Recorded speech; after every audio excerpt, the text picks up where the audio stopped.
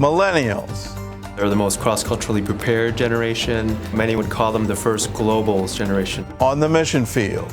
Being here, we've had to learn a new language and a new culture. What they've given up. Being away from family, that does make it a little harder as well. And what they've gained. Through our weakness, God's strength is shown. And when things happen for His glory, we know that it's Him and not us. On today's 700 Club Interactive. Well, welcome to the program. Our story about Millennial Missionaries will be coming up just in a few minutes. But first, we want to get started with a rundown of what's happening in the world today. Here's Ephraim Graham's Top 5 from Studio 5. At number 5, more than 50 million people across the globe sing their music. Tay's got a song. Jesus. All right, so we got that, Jesus Would. And now, PureFlix Films is bringing Hillsong's highly anticipated feature film to theaters, September 16th. I guess this would be 11 albums. We're the biggest band you've never heard of.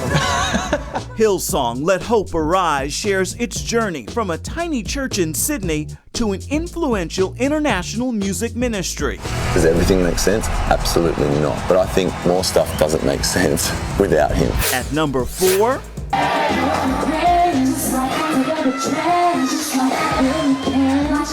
pop star Ciara and Seattle Seahawks quarterback Russell Wilson are married. Both posted photos of their wedding at a London castle on social media.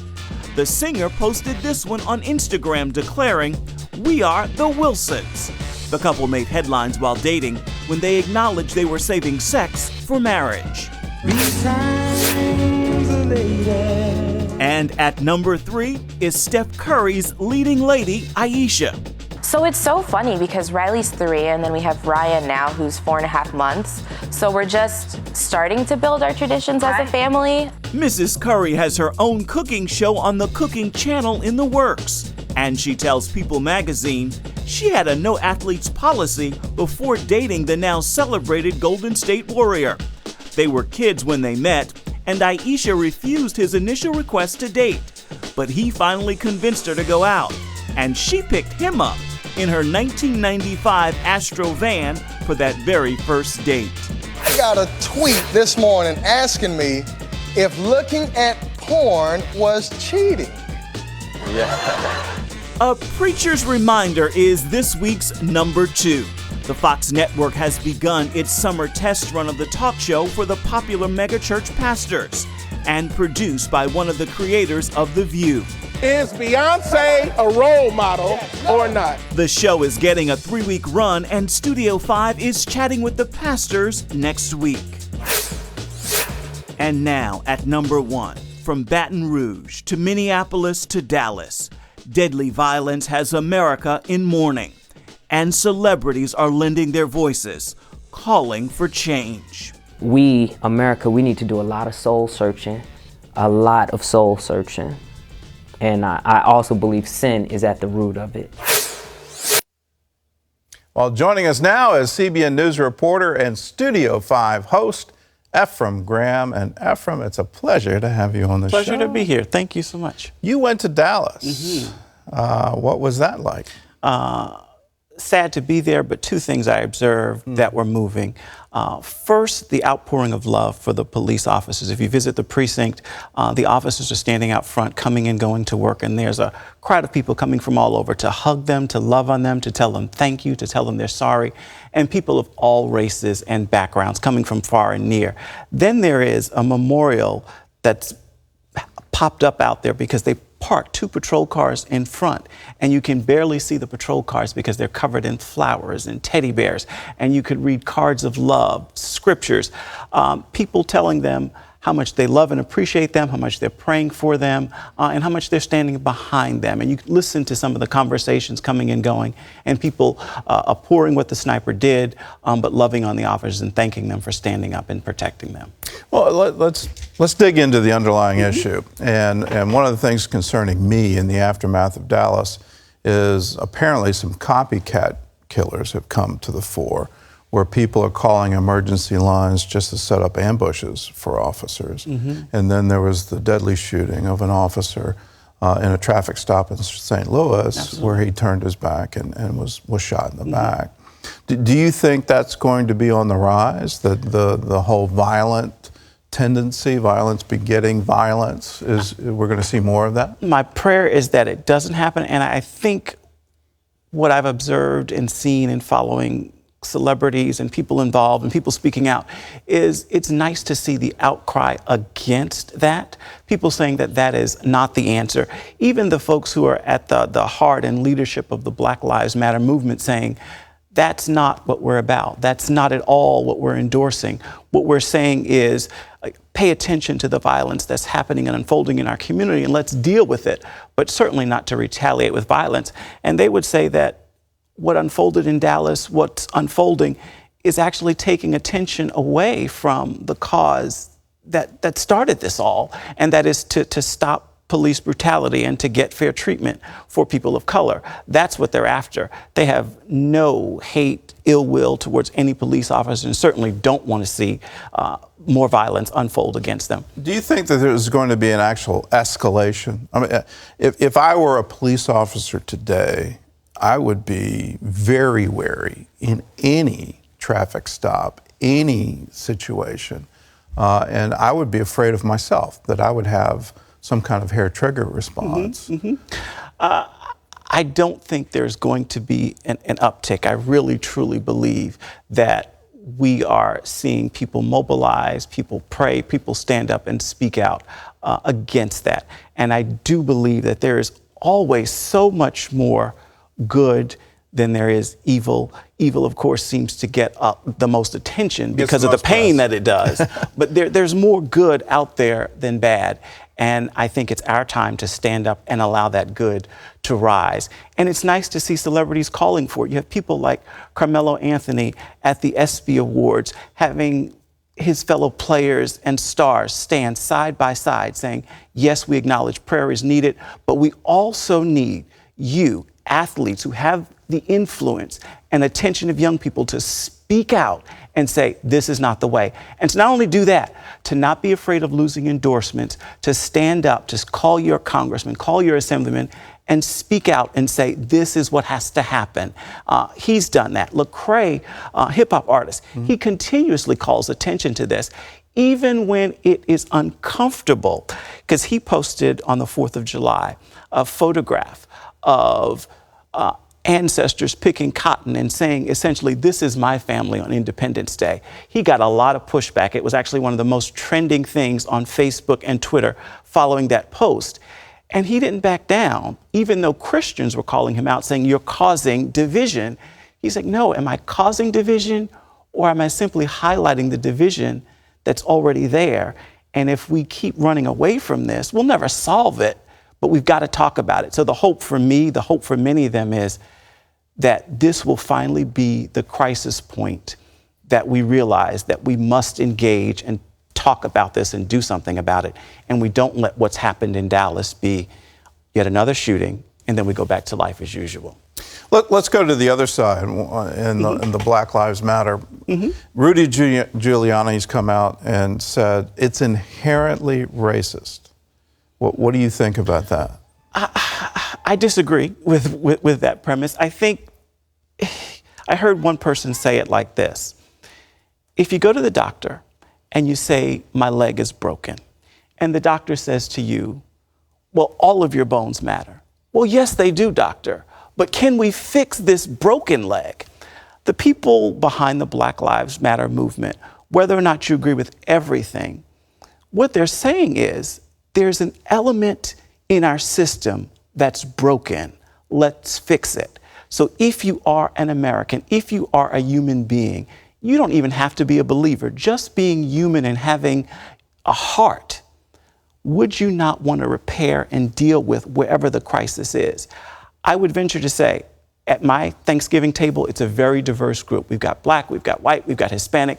We all sit together. But when we sit together and talk, the experience of me and my Black son day to day, the Black men in my family day to day, is certainly different than that of the white men in my family. It's different, and we acknowledge that there's a difference. They don't know what it's like to be followed. I've been stopped in my neighborhood. I've been literally stopped, thrown on top of a police patrol car. Not guilty of anything, but simply living in a neighborhood where they thought I didn't belong. And I mean, these aren't like year-old occurrences. These are recent occurrences. And that is the experience of a lot of Black people. And when you hear that, the hope is, yes, you want to address it. Not we want to ignore it and say that because you point and call for attention to it, that you're racist. No, you're saying I hurt and we need help. How do we get to a point where we can actually have a dialogue about this? Because I sense so much trying to just sort of tap it down to say, this is too explosive, this is going to get violent. If you protest in the street, it's going to turn into violence. But we're not even engaging in the discussion, both about the death penalty, that if you're a Black man, you're 9 times more likely to be convicted than a white man. The incarceration rates are astronomical in the African American community, and we're seeing whole generations put away. A third of the adult male, I mean, if you're like age 18 to 34, 1/3, you're either in jail or on parole. Absolutely. And how do you raise a family? How do you have a career? How do you have a life? How do you advance in culture? How do you do any of those things if you're under that kind of threat? It's a struggle. It is very difficult. I am a father of a Black 15-year-old male. We talk about that. We talk about these issues. And I think part of what has to happen is we have to do what you and I are doing right here, right now. Begin to talk about that. There is, as you just highlighted, a broken system. When you have that disproportionate number of African Americans incarcerated, the number of stops, you can go to education. When you've got that, the system is clearly broken. Don't you get mad about it? I do have moments of being angry. I certainly do. If I were thrown on top of a police car, I think I'd get mad about it. I was furious. Especially if I'm a block away from my home. Which exactly where I was. In that moment, angry. But also I knew from my grandfather's experience, my great-grandfather's experience, that I had to respond in a way that was submissive in order for me to make it home. I knew that my record was clean. I knew that there was nothing that they could find. I knew that. But isn't that a problem? That is a problem. That is a problem. If you have to respond that way, you can't stand up and say, wait a minute, I'm a citizen, I'm a taxpayer, I own a home here. What in the world are you doing to me? But if you do that, all that's going to do is escalate the violence against you. And that gets you back into the Jim Crow days and the water cannons and the lynchings and all those other things where there was terrorism by a state that enforced discrimination. Absolutely.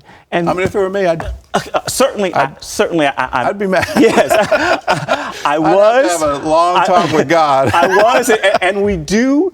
And with every single stop that comes, it's always.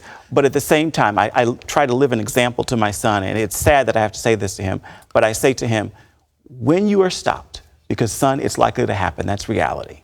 Your job is to do whatever it takes to get home to us. To survive. We'll fight this. We'll fight this, I promise you. We will fight it to the nth degree for you. But your job in that situation is to get home to me. But the fact that we're having this conversation, I've had this experience. We had the senator from South Carolina literally stand on the Senate floor and highlight all of his experiences. The more of us speak out, the more people who hear us and listen, you'll realize that if you talk to people who don't look like you, who are close to you, and we've all got this experience, then you can't just say all lives matter. Yes, all lives do matter. But when it comes to Black lives and the relationship with police, something is broken. And the system is broken. Let's deal with it. We can't keep pushing it back, and growing silent on it. We must continue the conversation, or we'll be back here again having the same conversation in a matter of weeks, days, months, years. And it could even be hours. Yeah, absolutely. And God forbid that, but I think we need to get into the conversation. Well, if you want to hear more about this conversation, all you have to do is watch Ephraim's weekly show. It's called Studio 5. There are a few ways you can see it. You can watch it on a Roku, Apple TV, on the CBN app, or you can go to cbn.com/Studio5. And Ephraim, good luck with the show. Thank you so much. Thanks for being with us. Pleasure. We're going to have you back. I appreciate that. Well, coming up, a look at millennials on the mission field. This generation is the most globally engaged generation we've seen. They're so globally engaged already, I think they're ready to answer the call to missions and to go. Meet two young couples who've answered the call to Peru. Millennials are the largest generation in America right now. They're also the least church group in the country. But the negative statistics don't tell the whole story. As Caitlin Burke shows us, many millennials are traveling out of the United States to spread the gospel around the world. Each new generation gets measured against their parents and grandparents in a number of areas, including faith. The difference for millennials is that they're growing up in an age of nonstop news and social media. If you are 30 or younger, chances are your belief in God may be on the decline. Millennials gone godless. A new study shows that young people are abandoning the Bible. According to research, this generation scores low on attending church, praying, and making religion a priority. But it's not all doom and gloom. When it comes to millennials, millions remain deeply committed and active in their faith. It's just they're doing it their own way, and they're uniquely equipped to serve on the mission field. This generation is the most globally engaged generation we've seen. They're the most cross-culturally prepared generation. Many would call them the first globals generation. 2 out of 3 of them have passports already by the time they're university students. They're so globally engaged already, I think they're ready to answer the call to missions and to go. Every 3 years, the Urbana Conference brings together InterVarsity USA and Canada. Students meet and investigate God's call to world evangelization. Urbana 15 Director Tom Lynn sees a growing interest in justice and compassion-related missions. Millennials care holistically about communities, and so not just bringing the message of the gospel or the message of Christ, but living it out. So it's both word and deed, and we're seeing millennials much more interested in committing to these types of holistic mission. Terrible on camera. Like when we make our video. In 2014, couples Katie and Jeremy Daggett and Jacqueline and Jake Blair followed their passion for missions to Peru. They fit right in the Christian Urban Development Association, or CUDA, one of the organization's goals being to overcome cycles of poverty. Christian urban development, that Christian word on the front end is really important. We do all of it because we believe what Jesus did 2,000 years ago is what gives us motive and purpose and really hope in this context where we see wealthy and poor in the same city, where we see someone who's doing really, really well, is very established, and then someone who's on the edge of dire poverty. So that situation presents some unique opportunities, and we try to address those with CUDA. Jacqueline, Katie, and Jake also put their medical backgrounds to work in a local hospital developing a diabetes program. Jeremy helps teachers improve their reading program success by starting libraries in local schools. One of the things that that looks like as the kingdom breaks in is that young kids read better and have better opportunities for the rest of their life. That's part of reconciliation for them, and that's part of mission work for us. As all 4 use their skills to improve life for the Peruvian people, they individually focus on simply building relationships. And when you look at Jesus' life and what he did and how he made disciples, he focused on a few guys and he poured a lot into them. And from there on, they changed the world, just a few guys. So when I think of my call to make disciples, I want to have a quality influence on a few people, and then those people can have a quality influence on a few more people, and then growth is then exponential. And sometimes it means walking down the street, going to the market, running errands, going to the center of town, and trying to meet people. Sharing some of who I am, starting to learn who they are, and eventually moving that forward in terms of a sustaining and important relationship. A commitment like this for a young adult brings a number of challenges, from starting over in unfamiliar surroundings to raising children away from family. Being here, we've had to learn a new language and a new culture, and in reality, we feel very ill-equipped to serve the people here. And so really what happens is through our weakness, God's strength is shown. And when when things happen for His glory, we know that it's Him and not us. I think one of the main ones is being away from family. Luckily, we have the technology to FaceTime or Skype with our family as much as we want and get to see them. Now that we have a child, and that is our parents' grandchild that we have here in Peru, away from them, that does make it a little harder as well. Despite the challenges, these couples remain passionate and hope to continue their call to missions. I feel like God's call for us here could be the same call for any Christian in the world, and that is to be a part of God's mission of blessing people and bringing people to know Him better. Our prayer is for the kingdom to come and for God's will to be done here on earth as it is in heaven. Now we find ourselves in Arequipa, Peru, so our prayer specifically is for His kingdom to come and His will to be done here in Arequipa as it's being done in heaven. Caitlin Burke, CBN News, Arequipa, Peru. I love it. They're going out and preaching the gospel. Well, our next story, Thomas is a cobbler with an irresistible smile and a generous heart. This single dad works 12 hours a day, 7 days a week, but he's never too busy to help someone else. Decades ago, when Thomas started repairing shoes for a living, he had only a few old tools. Then last year, he took out a loan to buy a second-hand sewing machine to help with his work. With the help of my old machine, I earn $8 a day. With that, I paid the loan, bought some food, and paid for the room where we live. Thomas has been raising his 2 daughters, Tiffany and Lygia, ever since his wife abandoned them a decade ago. My daughters are my comfort. They are beautiful and they love me, and I give them all my love. This single father works 12-hour days, 7 days a week. He serves a working-class community and faces many of the challenges that they face. In spite of that, he has always been a generous man. Recently, a woman came asking him to repair her son's shoes. I told her that the shoes could not be repaired. I offered to sell another pair for $3. She says she didn't have the money, so I gave them to the boy as a gift. Another day, he gave some shoes to a homeless man he met. Every time I give something to a person, I feel that I'm giving it in the name of Jesus. If I give one, He gives me 2. Jesus always gives me more, and that gives me peace. One day, Thomas realized his sewing machine was breaking down, and his vision was starting to blur. Sometimes I couldn't see, so I had to ask my daughters to help me insert the thread. When Operation Blessing learned about this single dad with a big heart, we took him to an eye doctor.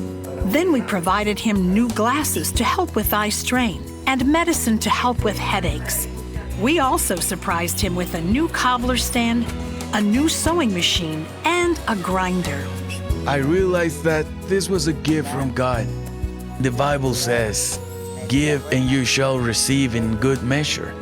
And I have surely seen that in my life.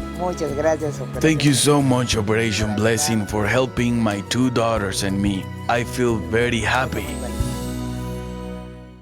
Thank you if you're a member of the 700 Club. If you're not a member, join with us. Join in what we do around the world. A portion of every gift goes into the work of Operation Blessing. Another portion goes into the work of CBN International, and it's all made possible because people like you care enough to give. So call us, 888-777-1999. And when you call and join with a pledge of $20 or more a month, I want you to have this. It's our gift to you, Victory Through Life's Storms. It's my father's latest teaching DVD, and in it, he shares the secrets of how God got him through lots of difficult storms in life, and God got him through.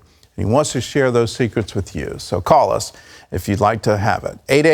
888-777-1999. Well, still ahead, Chad Veach asks the hard questions. Where do you go for a sick heart? Where do you go when tragedy comes your way? And shares the remedy when we return. When you're sick, you go to the doctor. When your back hurts, you go to the chiropractor. Well, Chad Veach, pastor of Zoe Church in Los Angeles, asked the question, where do you go when you have a broken heart? I don't know about you, but I despise getting sick. Being sick is the worst. When you have a flu or a headache, a scratchy throat, if I get sick remotely, I'm gone for 3 days, I'm in bed, I'm crushing Dayquil, NyQuil, everything kind of quill. And I want everybody to know that I'm sick. I'm posting it on Facebook, Twitter, and all of it. I grew up in a home where if we were sick, my mom, she's this sweet Mexican lady, she was convinced that whenever any of us were sick, we were gonna all have to get Vicks Vapor Rub. She believed that was the solution. If you sprained your ankle, she was gonna use Vicks Vapor Rub. If you had the flu, Vicks Vapor Rub. If you had a headache, Vicks. I mean, the solution to everything, it's Vicks Vapor Rub. What happens when you hurt your back? Well, you go to the chiropractor. If something's wrong with your eye, you go to the optometrist. If something's wrong with your skin, you go to the dermatologist. But where do you go when you have a sick heart? The Bible says, hope deferred makes the heart sick. Where do you go for a sick heart? Where do you go when tragedy comes your way? What do you do? I believe that the answer to a sick heart, or the solution, is Jesus. Jesus, he doesn't just have an answer, he is the answer. Jesus is the ultimate remedy for your soul. To every problem, there is a solution. And what I'm saying to you today is that Jesus himself, he's the solution to whatever you're going through.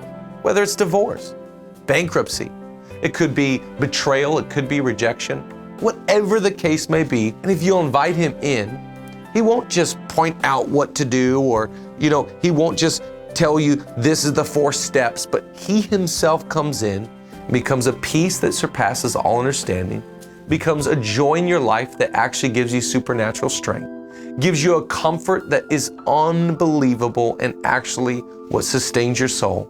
Jesus is the answer. It's the same way that my mom saw Vicks Vapor Rub being the answer to all of our sicknesses. Jesus is the answer to all of our problems. Allow him to do for you what you cannot do for yourself. I'm believing that today, if you'll turn to Jesus, you'll find the remedy for your soul and the solution to your problem. The best is yet to come. The best is yet to come. If you want prayer, we're here for you. 888-777-1999.